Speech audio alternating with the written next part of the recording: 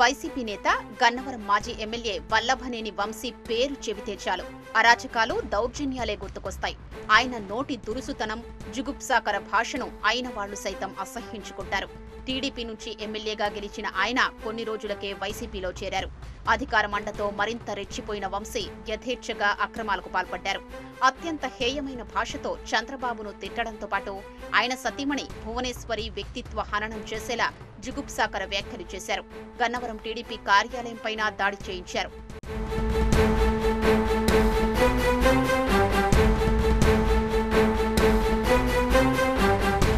పాము తన పిల్లల్ని తానే తిన్నట్లు వంశీ తన విజయం కోసం కష్టపడి పనిచేసిన తెలుగుదేశం నాయకులు, శ్రేణులపైనే కక్ష సాధింపు చర్యలకు దిగారు.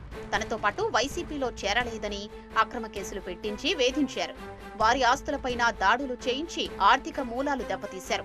గన్నవరం టీడీపీ అధ్యక్షుడు జాస్తి వెంకటేశ్వరరావుకు వారసత్వంగా వచ్చిన డీపట్టా భూమి స్వాధీనం చేసుకుని అందులో ఉన్న నిర్మాణాలు కూల్చివేయించారు. అలాగే బాపులపాడు పీఎస్సీఎస్ మాజీ అధ్యక్షుడు మాదల శ్రీనివాసరావు ఎరువుల దుకాణాన్ని జేసీబీతో నేలమట్టం చేయించారు. బాపులపాడు మాజీ ఎంపీపీ భర్త తుమ్మల ఉదయ్ సాగు చేసుకుంటున్న చేపల చెరువుల్ని ధ్వంసం చేయించారు. గన్నవరం పీఎస్సీఎస్ మాజీ అధ్యక్షుడు రంగబాబు వైసీపీ నుంచి టీడీపీలో చేరడాన్ని జీర్ణించుకోలేని వంశీ ఆయనపై హత్యాయత్నం చేయించారు.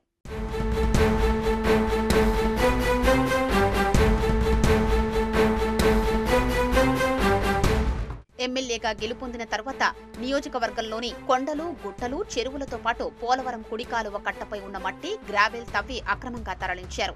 4 కొండలు నామరూపాలు లేకుండా పోయాయి.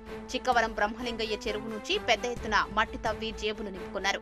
రేమల్లే, రంగన్నగూడెంలోని రైతుల పొలాల్లో ఇష్టానుసారం మట్టి తవ్వకాలు జరిపారు. నియోజకవర్గంలో ఎవరు స్థిరాస్తి వెంచర్లు వేసినా, అపార్ట్మెంట్లు, విల్లాలు నిర్మించినా వంశీ అనుచరులకు కప్పం కట్టాల్సిందే. వీరపనేనిగూడెం, సూరంపల్లి, మల్లవల్లి పారిశ్రామిక వాడల్లో గుత్తేదారులు, పరిశ్రమల నిర్వాహకుల్ని బెదిరించి వసూళ్లకు పాల్పడ్డారు. వివాదాస్పద భూములు, ప్రభుత్వ భూములు, చెరువుల్ని వంశీ తన అనుచరులతో కబ్జా చేయించారు. ఏకంగా రెవెన్యూ రికార్డులే మార్ఫింగ్ చేశారు.